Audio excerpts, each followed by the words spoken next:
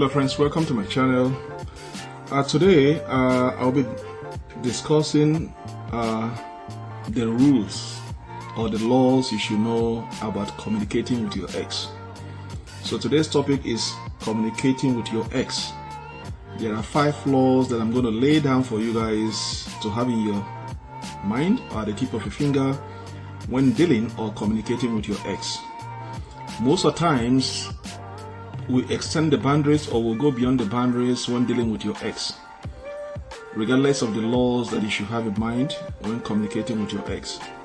So to sort it out today, I'm going to be giving you guys 5 laws or 5 rules or 5 tips to have in mind when dealing with your ex through communications.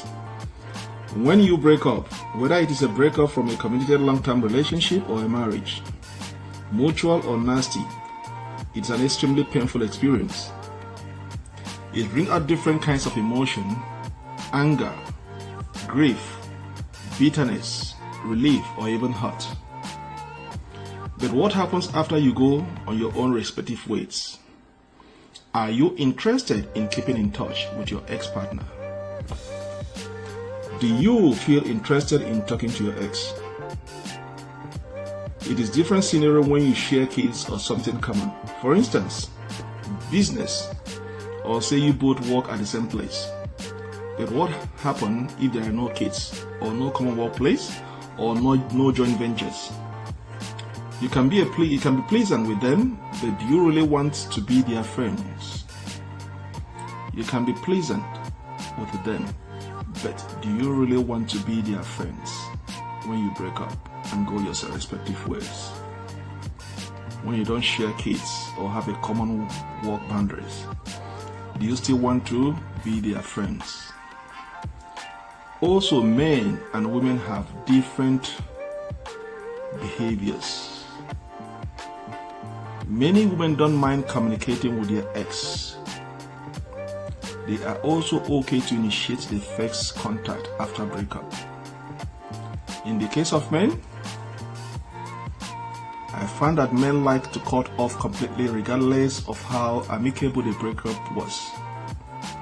It makes it harder for them to move on with their lives if they keep in touch with their ex when there are no kids or common venture involved.